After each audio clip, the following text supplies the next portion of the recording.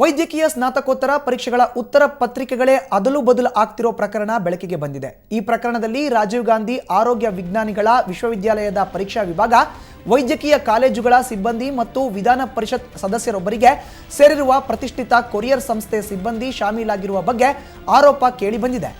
ಉತ್ತರ ಪತ್ರಿಕೆ ಮತ್ತು ಅದರ ಪುಟಗಳನ್ನು ಅದಲು ಬದಲು ಮಾಡುವ ಜಾಲ ವ್ಯವಸ್ಥಿತವಾಗಿ ಕಾರ್ಯನಿರ್ವಹಿಸುತ್ತಿದೆ.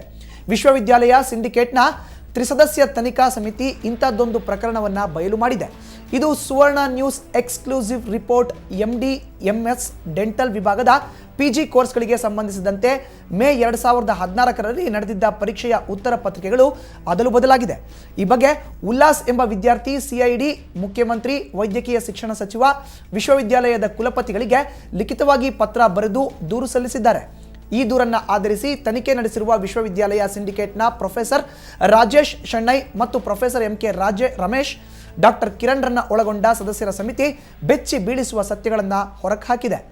ಜುಲೈ 30, 2014ಕ್ಕೆ ಸಿಂಡಿಕೇಟ್ ಸದಸ್ಯರ ತನಿಖಾ ಸಮಿತಿ ವಿಶ್ವವಿದ್ಯಾಲಯದ ಹಾಲಿ ಕುಲಪತಿ ರವೀಂದ್ರನಾಥ್ ಅವರಿಗೆ ವರದಿ ಸಲ್ಲಿಸಿದೆ. ಉತ್ತರ ಪತ್ರಿಕೆಗಳ ಅದಲು ಬದಲು ಮಾಡುವ ಜಾಲ ವ್ಯವಸ್ಥಿತವಾಗಿ ಕಾರ್ಯನಿರ್ವಹಿಸುತ್ತಿರುವುದನ್ನು ಕುಲಪತಿಗಳ ಗಮನಕ್ಕೆ ತಂದಿದ್ದಾಗಿದೆ.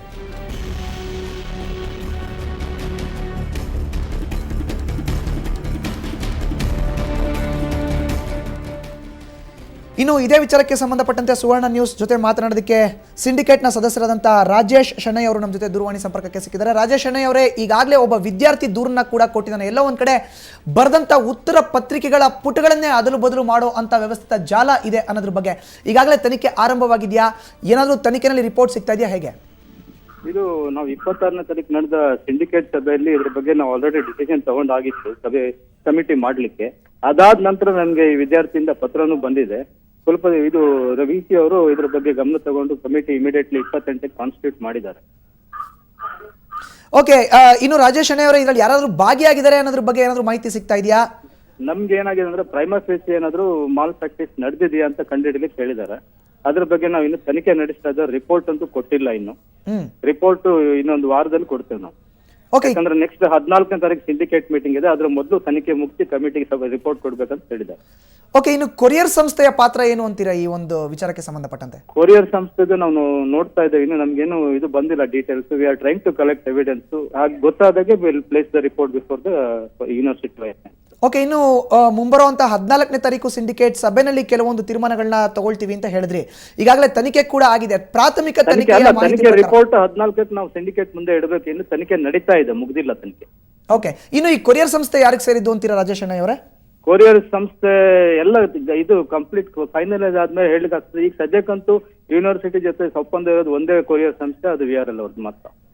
ಹಾಗಾದ್ರೆ ಎಲ್ಲೋ ಒಂದ್ ಕಡೆ ಅಕ್ರಮ ವ್ಯವಸ್ಥಿತವಾಗಿ ನಡೆದಿದೆ ಅದು ನಮ್ಗೆ ಪ್ರೈಮಾ ಫೇಸಿ ಎವಿಡೆನ್ಸ್ ಸಿಕ್ಕಿದ ನಂತರ ನಾವು ಕಮಿಟ್ ಮಾಡಬಹುದು. ಅಲ್ಲಿವರೆಗೂ ಏನು ಹೇಳಲಿಕ್ಕೆ ಆಗೋದಿಲ್ಲ. But we are still investigation under progress.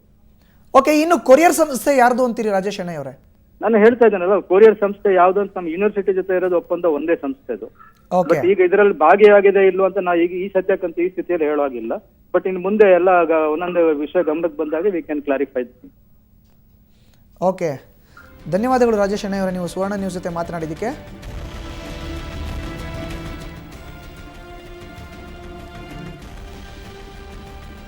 ಇದು ಎಲ್ಲೋ ಒಂದು ಕಡೆ ಅವ್ಯವಹಾರ ನಡೆದಿದೆ, ವ್ಯವಸ್ಥಿತವಾದಂಥ ಒಂದು ಜಾಲನೆ ಇದರಲ್ಲಿ ಇದೆ ಅನ್ನೋದ್ರ ಬಗ್ಗೆ ಮಾಹಿತಿ ಸಿಗ್ತಾ ಇದೆ.